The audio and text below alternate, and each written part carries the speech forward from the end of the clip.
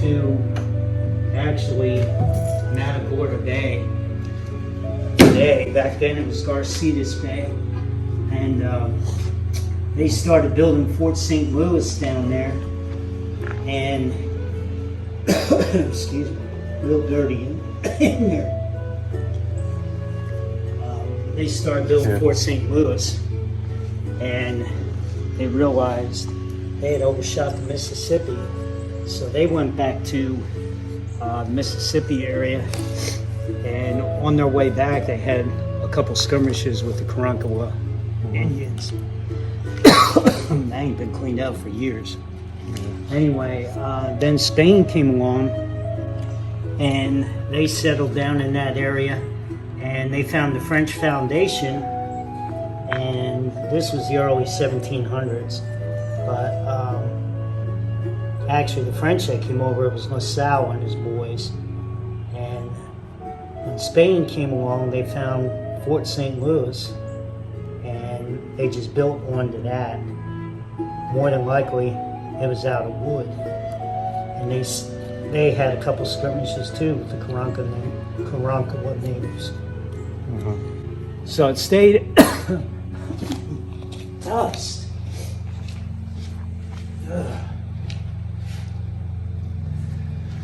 Excuse me. But then it stayed there from 1722 to 1726.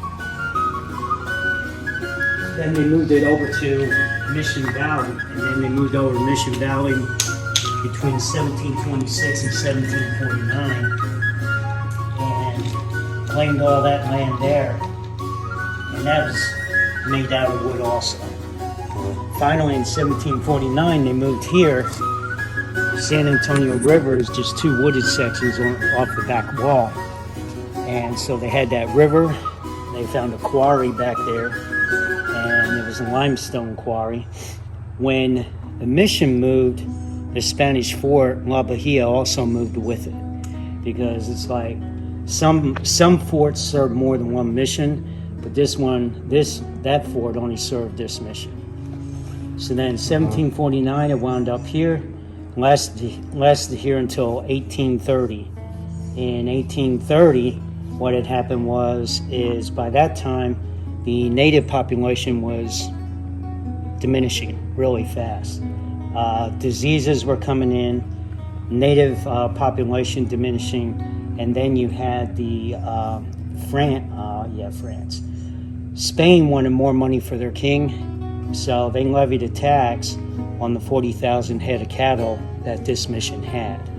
Along with that, they also had between 1 million and 1.5 million acres of land with the mission because of all that other land that they claimed along the way.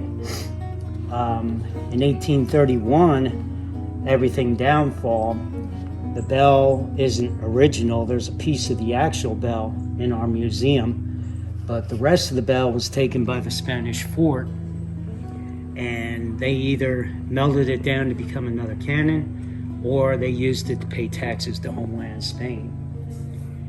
In 1831, what buildings were left, the Catholic diocese turned it over to private hands, and that's called secularization. After that, it became Hilliard Women's College in 1831, lasted for about a year and a half. In 1852, between 31 and 52, it all lay dormant. They actually allowed citizens from Goliad to come up here, take ruins, rocks, sections of wall, whatever they could grab, and go down and build their homes in Goliad. I couldn't believe that, but yeah. I read that in a very good resource.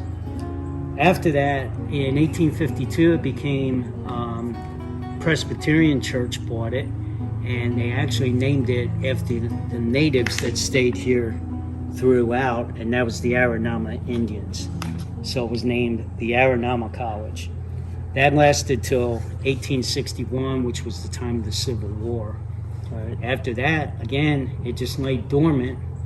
In 1930, they found 2 cannons, which are in here in the museum. One just inside this wall where it says museum right there, And then there's another one back in the Spanish Arms and Equipment, smaller one, and it looks like it came off one of their boats because it's small and has like the hinges on the side. And maybe it did, maybe it didn't, but if it did, the natives brought it with them all the way through here.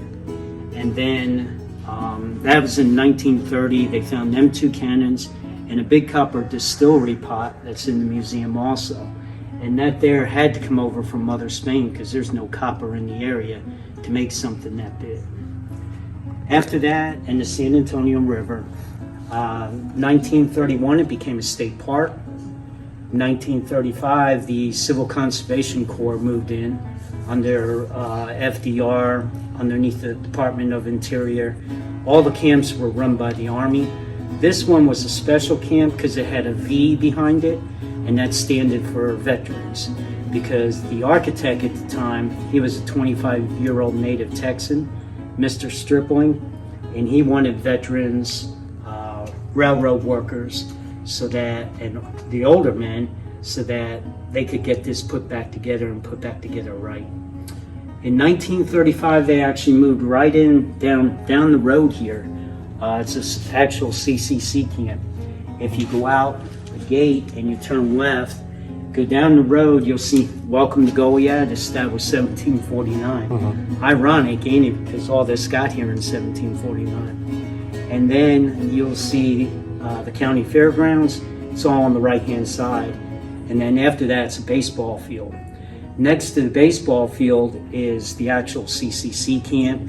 It's also the El Camino Real de la Tejas Visitor Center, Goliad Visitor Center, and they call it here just the Visitor Center, but it's run by TPNW. Oh, okay. And then they built that place down there, the custodian's home, because these 5 shelters that are over here in the park, if you just turn left at this road and go back into the first trailer park area, the first road to the left, you see 5 shelters. And those are the shelters that are supposed to be, replicate of what the men stayed in down here. They built that between 35 and 36. 1936, they come up here, rebuilt this between 1936 and 1941. And of course, 1942, World War II started. So everything that you see is white, is rebuilt. The walls are actual. The ruins just off the backside, out here in the grass area, those are all actual. These turrets here, they're fake because they couldn't hire a stonemason back then to get something to look original.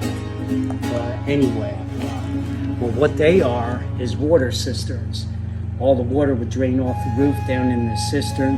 They get it out, distill it, clear it up, and that was their drinking water.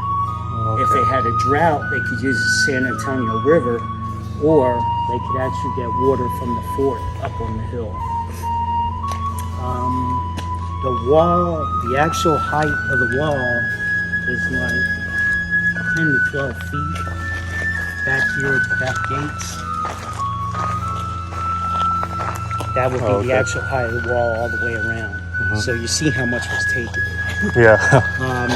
Out those gates is 3/10 of a mile trail. It's called the Aranama Trail after the natives that lived here because they actually built this. You go back there, the kiln area is there, the wall to the kiln is there, the smokestack is there, but the kiln itself is gone.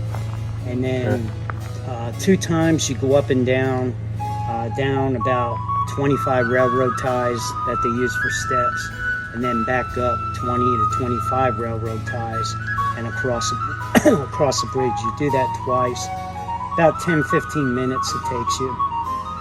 And what you're actually going down in is the quarry that they used to actually build all this, and what the CCC used when they rebuilt all this. The trails like this, once in a while you'll feel flat rock beneath your feet.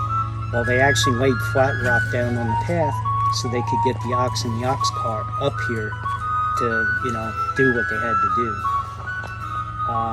Let's see, thickness of the walls. In the church, they're anywhere from like 3 to almost 5 feet thick. How did they get that?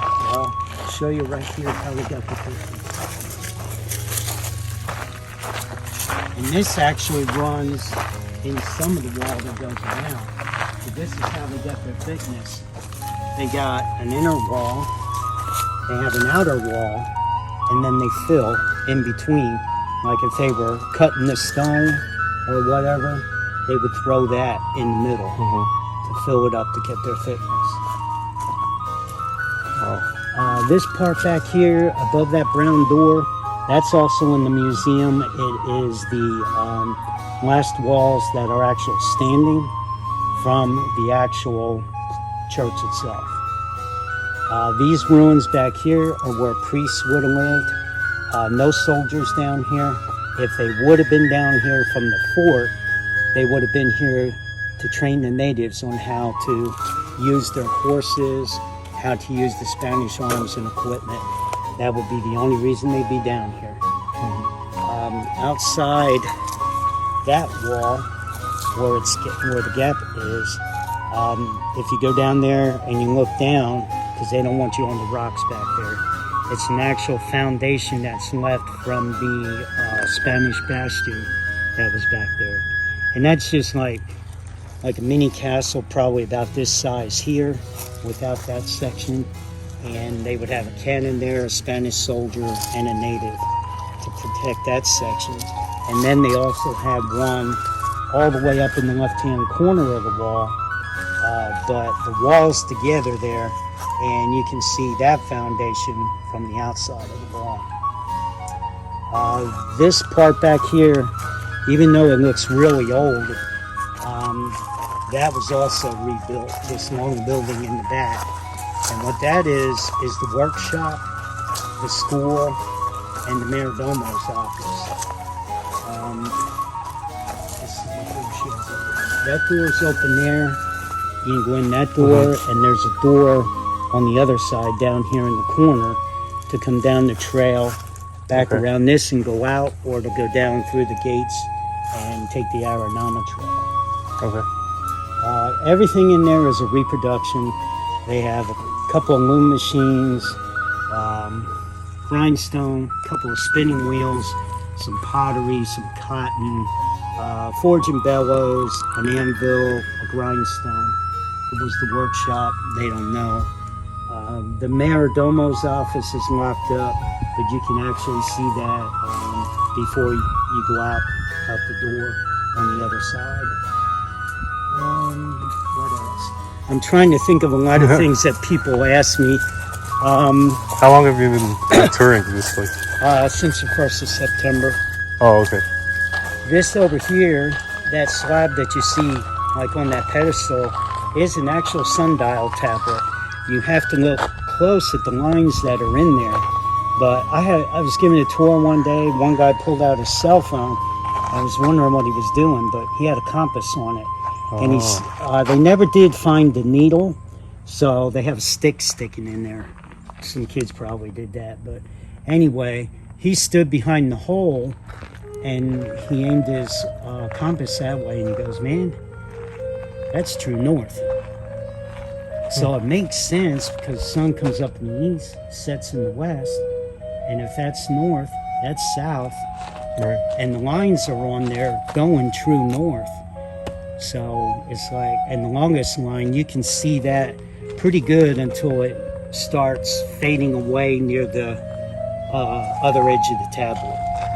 But they do have a fake one inside the museum that a priest is standing there teaching a native boy about the sundial. So this building, what year was it built? 17. Well, actually, if you want to hear, it was 1749. I think they finished it about 55. But it actually started out in 1722 down in what we would know as Matagorda. And back then it was Garcetas Creek. You're welcome to go through. Like I said, the museum is just connected to the church. They need to get a bigger sign because a lot of people miss the museum because it's actually right here through them two doors. There's a lot in there. This window right here, there's some pictures on a table in here. They had a solar illumination happen on April 16th of 2017, and it has happened down in San Antonio. It's happened in other Spanish churches. But anyway, notice the ironworks on there. When you see the pictures in on the table, there's no shadow from any of the ironworks because that window faces west. So the time that's there, it says like about 6:56 when it started. The rays came in, they shined down on the floor, worked its way up through the fencing, and started working its way up on the crucifix. As it started working on the crucifix, the outside of the ball started clearing up more and more and more until when it got on his whole body, you could see all of him. And actually that's called the illuminary window because what they would do is they'd have 2 services a day for the natives. The night service, they would close up all the doors, let the sun's rays come in that window. And remember, they were trying to convert the natives to Christianity to make them Spanish citizens. So when the rays started coming in, they'd open up the doors, let them come in, and you know, it's kind of an enticement, you know. They see that on the floor as kind of like, oh my God, you know, it's a miracle. We never seen anything like this. So then right inside the church to the left, they would take them to the baptism room. They would baptize them, give them a Spanish name, and then therefore they'd be a Spanish citizen. And then they could help Mother Spain support all of her new territory. So that was the long reach of the Spanish. They were also afraid of the French coming back on them. And last but not least, they were also afraid of the English, but we all know what the English did. They settled along the East Coast. So, you know, they won't come in this far. No way. Right. So, come on in. They got some decorations up for Christmas, and then the ones outside actually come on in about 4:30. This is the solar illumination here. The whole book is in the museum. It was predicted, so they had a photographer here, and that's how we got these pictures. And it was our Easter Sunday, also with the resurrection of Jesus, and also on that day, if natives would have been here, they would have been celebrating the winter-summer solstice. This should go first. Yeah, there we go. You can take as many pictures as you want of the book. It's not publicized, and you can't get it anywhere. Oh, really? Oh. This is an actual table that the Civil Conservation Corps made right here. All this brick, all the rock outside, all the brick in the museum, everything was made by them, rebuilt by them. The architect, he knew what to do with the outside because most of the foundations were here. He knew it had a dome. He knew the thickness of the walls, and the reason he knew how high to make it and that it had a dome is because of the buttresses that are outside holding up the walls, how high up they go. So he knew it wasn't a flat roof. He knew it was domed. The problem that he had was, what do I do with the inside? You know, what do I put on the inside? So what he did was he went and visited Texas missions, Mexican missions, got his ideas, came back to Goliad, and put everything in that house down there. So that's kind of like a trial and error house in a CCC camp, because all this brickwork was taught to the men down there, and they actually learned it outside in the courtyard down at the visitor center. They did a shell like that above the doors down at the visitor center. And the way they did that was they made a mold of a shell, poured plaster in it or whatever they had, left it dry, and then they would stick that up into the wet walls, form it up to hold it up there, and let the walls dry around the shell. So that's how they did that. The one down at the visitor center is all white. I love it. I think it's nicer than this one. But I'm pretty sure that the cherubs on there are probably supposed to be the Father, Son, and the Holy Ghost, even though they kind of look like the Beatles. Or the one in the middle kind of looks a little bit like Elvis. But Yeah, with the sideburns. yeah, with the sideburns. This is typical. A lot of Catholicism, Catholic influence involved with the Spanish back then in that time. This is the baptism area, and then they have these candles over here to light if you know somebody that's sick, and you can say a prayer for them and stuff like that.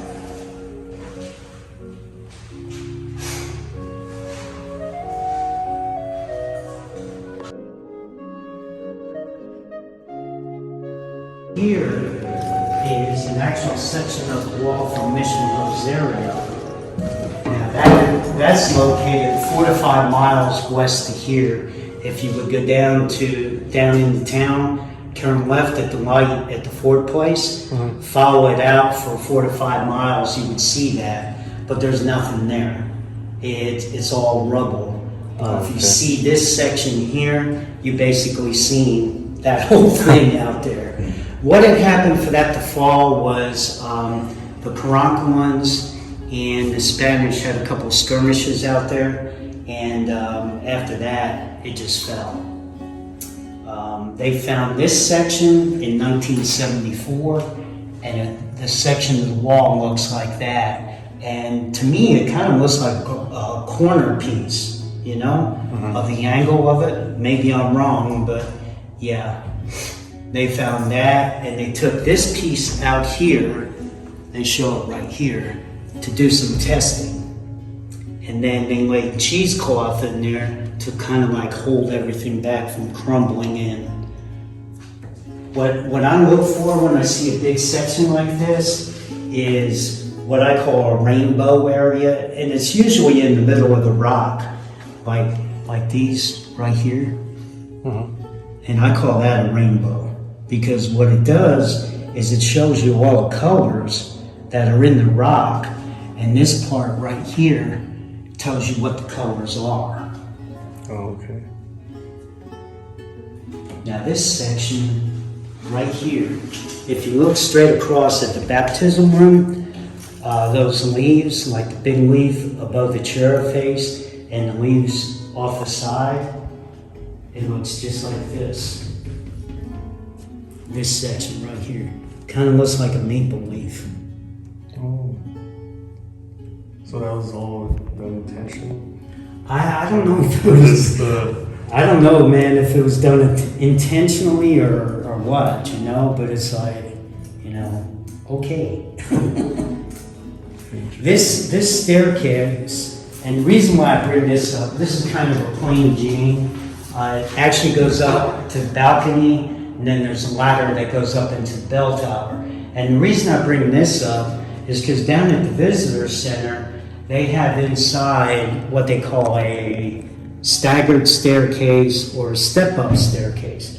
And what that is you got a half moon shape on the floor, and then the staircase goes a step here, here, here, here, here, and so on up. Now what they did is they cut down a couple trees, they flattened it the same thickness on both tree trunks, and then they laid them singularly on the foundation of the house, and they put them together by 4 wooden dolls. If you go down there and you look down the back between the 2 tree trunks, you can see the 4 dolls going through that holds it together. And the reason that staircase is built like that is because they use a staircase like that for a bell tower. Because you can lay it down, and the only thing you really have to worry about is, okay, how much of a tree trunk do I need for the length or the height? So you lay it down, you get your angle, and then they cut the steps in. And they did that first, before they built the house. They did that on the foundation. Oh, really? And then built the house around it. And they have a picture of that down there too, on the wall. If you look behind the tree trunks, there's like, they need something bigger, but it's like an 8 by 10 on the wall that shows you that they're actually doing it outside.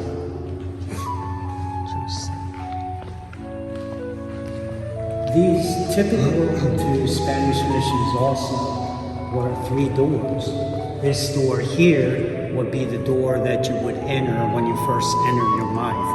So natives that weren't baptized would come in this door, and that's how they would entice them by the sun's rays coming in to take them down to the baptism room, baptize them, give them a Spanish name, and then they're a Spanish citizen. Now this door here has a cross above it, just outside into the wall. And then that door, the main doors, you would come in only if you were baptized. And that door there, so you can see from the museum, we can go this way. This door here is the death or the funeral door. Oh, okay. I get a lot of kids with that because they think pirates were here. This is like, you know? Yeah. But notice too, all these turrets that go around, and what's below them, you got all these cement slabs, and that would be for water for whatever they needed it for. But this was a self-sufficient community. I mean, they grew crops. They had, of course, corn.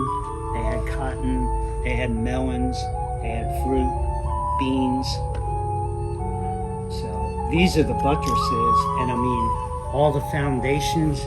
I mean, he knew that was a dome, but with Notre Dame, the cathedral in Paris, France, that one there has what they call flying buttresses. Right. Now, what those do is just the tip of the buttress goes into the wall to help support the wall. Now, when it comes out and actually down into the ground, and the rest of it coming out from the wall, you know, stays away from the wall. It's like, kind of like plain Janes, you know? They're there to hold it up, the whole thing.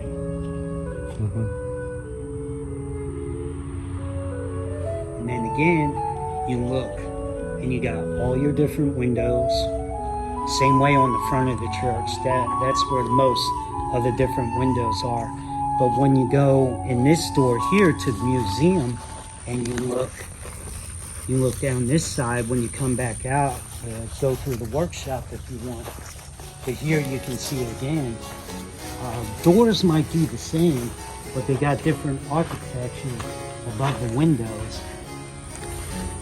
Going all the way down, even the doors on the last wall standing, there's 3 doors. All of them are different, and all 3 are at different height in there.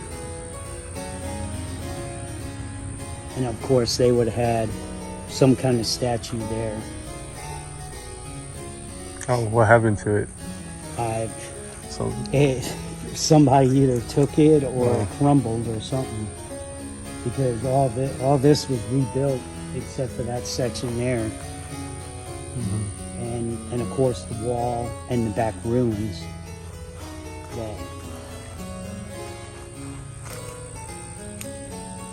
Still got dust in the walls. Yeah.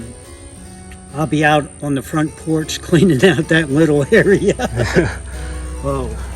Yeah, I shouldn't have said I'll do that. I didn't know how bad it was. Wonder when was the last time it was clean. I got in there, you know? I haven't been cleaning like 100 years. Yeah. This is a museum. That's like a timeline over there. The Spanish coming in, the Franciscan priests, they're more than likely they're baptizing the native. The natives did all the work on building all this. Spanish soldier, and I don't know why they have him there, because more than likely he wouldn't be down here unless he was, showing the native probably the Spanish equipment or to ride one of their horses. And then the natives there waiting to go into church. Ox and ox carts. They have a reproduction of an ox cart wheel right there. And then the mayor domo there is he was just that. He was a priest, and more than likely he was the head priest of the whole compound. And then he'd also have a head native, and he's handing him there a symbol of, good gesture. That's one of the cannons that they found there. The other cannon, all the wood is a reproduction, but the actual cannon itself they found. There's another cannon straight down on the back wall in the Spanish arms and equipment. This is a copy of the archaeological record, and then that there picture goes with this. The natives would have lived here along the wall, up by that corner bastion, and over here along the wall. Anywhere between like 120 to 150 natives lived in here. Other ones would come and go. I was told they had as few in here as 10 and as high as 400. I can't see 400 in here, but yeah, I can see anywhere between 120 and 150. This is the church.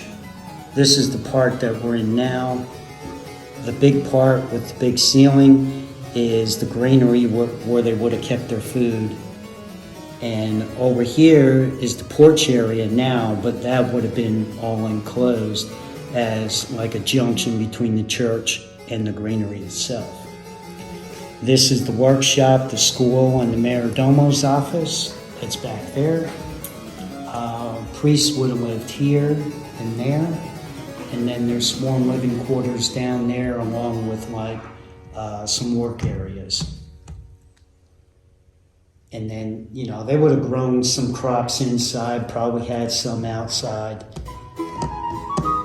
So the natives, they weren't allowed to go inside the city. You had to live on the outskirts of the... No, they actually lived in here inside the compound, inside the walls. But they lived like on the edges only? Or? Yeah, they all went in here.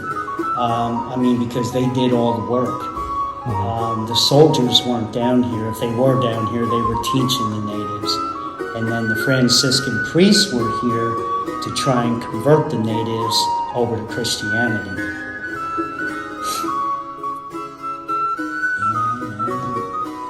And that bastion and that bastion down there, where you can see the foundation, and then that section there that looks like stand-up wood is the old wall.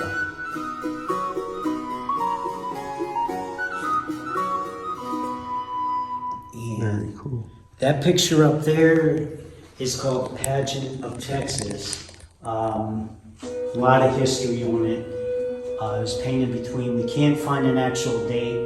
We even tried Googling it, and the picture comes up in a little bit of a story, but there's like somebody took a tour here and sent the picture and all that into Google, and they posted it.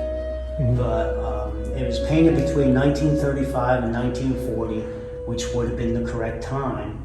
And it's all protected by the New Deal under the Public Works of Art program. And all that was established to protect paintings like this, actually by FDR again. And what it did, the guy that painted it was Harold Everett. His nickname was Bubby Jensen. It was actually up on the state capitol in Austin on one of the walls. They took it down, had it in storage, and then the museum took it. But they had a full painting restoration to do on it, so it is gorgeous. Yeah. But what it depicts is Franciscan priest, more than likely the mayor domo. It looks like he's talking to one of his natives, or maybe marrying them two people there. Then you got some more natives below that, and then you got some more priests, and more than likely they're baptizing the native. You have some women down here working, and then it goes to Spanish soldiers. The one in the middle there holding the document, that's Santa Anna, and he's probably showing the document of execution to the head guy up here at La Bahia, the Spanish fort, because 2 weeks to the day after the Alamo, Santa Anna and his troops caught Colonel Fannin and his troops up at Fannin Battleground, which is 8 to 9 miles north of here, straight up 59. But the thing of it is they marched them down here to Goliad, to the Spanish fort, and then they executed them. Some call it a battle. No, it wasn't a battle. It was a massacre. It lasted less than 15 minutes. More people died up here than what died down at the Alamo.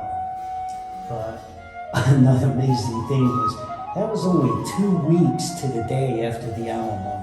Wow. Yeah, when I read that, it sent chills up my body, you know. It's like, oh. The lady in the middle with the headdress, she's the angel of Goliad. Francesca Alvarez is her name, and she's done a few things. She has kind of like all kind of saint names with her, because what she did is she helped save some soldiers from that execution.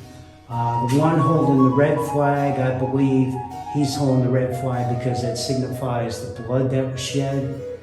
The other one has the flag that actually has her on it without her headdress.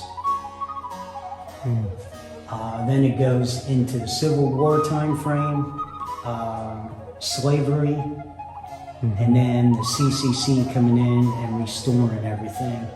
The guy kneeling is supposed to be painting of the architect. Okay. So now the CCC camps, they were segregated. They had blacks, they had whites. They did not eat together, they did not sleep together, they did not shower together. But when they were out working, they worked together. All the CCC camps were run by the Army, like Army boot camps. Most of them were along railroads because they would load the men up on trains, bring them in. If they had to go anywhere, Army trucks were there to take them where they needed to go. Roughly, the average CCC camp was like 2,500 men. Texas had 94 CCC camps. Every state had them because back then you had the Depression going on, all the men out of work. You had Dust Bowls in the Midwest. You had farmers that didn't know what to do with their land after they cultivated their crops. And then you had trees being taken down for cities, to build cities, and nothing being replanted. So, yeah, this country was in a mess. They got $30 a month, $25 of which was sent home if they had a family. While they were in camp, I mean, it took them 5 years to rebuild all this. So, yeah, I imagine they would come and go, staying for the whole length, but maybe they did. So this was happening during the Great Depression? Yeah. So I guess they were happy to have something to work Oh with, yeah, right? because that's what FDR established it for, because of the Depression. The Depression at that time was like in the middle towards the end of it. But with all the men out of work, he wanted to get them back to work. And in his first 100 days in the presidency, he actually passed like 15 bills in his first 100 days and got these CCC camps going basically all by himself. But he did a lot, they did a lot. They built state parks, they redid this, they did the Appalachian Trail. Any state that you go into, you're going to run across something from the CCC in any state. They built dams, roads, bridges, restored them, rebuilt them, whatever they had to do to get the country back on its feet, that's what they did. But in 1942, because of World War II, it all ended. So more than likely, most of them were put into the war. But when they got back from the war, they had some kind of trade to fall back onto. So it was a good thing. Mm-hmm. It really was. But, okay, I'll let you go. Yeah. Here's the museum. Feel free to venture around. I'll be out here. If you have any questions, nice to meet you. Thank you so much for You have the a good tour. day. That was one question is is there a trail like for the river trail? Is that like a 2.5 mile trail? This trail here goes back towards the San Antonio. Okay.